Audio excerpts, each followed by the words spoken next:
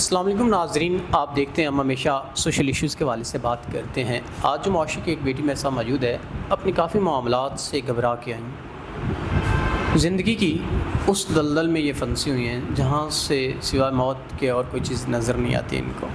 تو آئیے ان سے جانتے ہیں ان کے معاملات۔ السلام علیکم۔ وعلیکم السلام۔ اچھا، مجھے بتائیے گا کیا معاملات ہیں، کیا پریشانیاں ہیں جن کی وجہ سے آپ اس حد تک پریشان ہو گئیں؟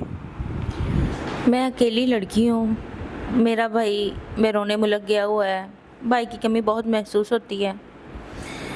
اکیلی رہنے کی وجہ سے لوگوں نے میرا جینا حرام کر رکھا ہے۔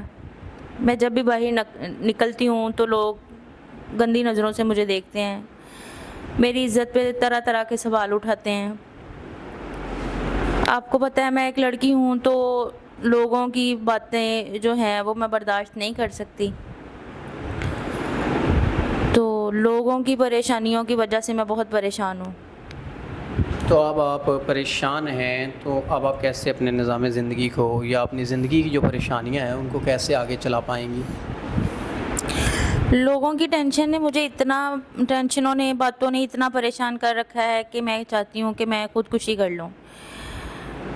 لوگوں کی وجہ سے میں بہت پریشان ہوں، میرا جینے کو دل نہیں کرتا۔ میں چاہتی ہوں کہ کوئی ایسا انسان ہو جو مجھ سے نکاح کرے، مجھے عزت دے، میرا محافظ بنے اور لوگوں کی نظروں سے مجھے چھپا کے رکھے۔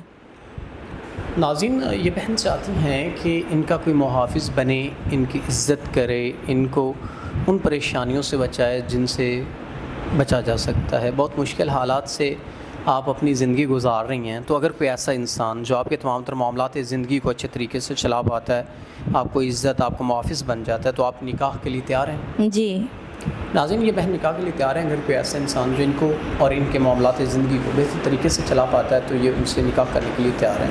تو اسی امید کے ساتھ کہ اگر ان کی زندگی بدل گئی تو ہمیں بھی اس چیز کا اجر ملے گا۔ تو اسی کے ساتھ اپنے میزبان نواب احمد کو دیں اجازت۔ خدا حافظ۔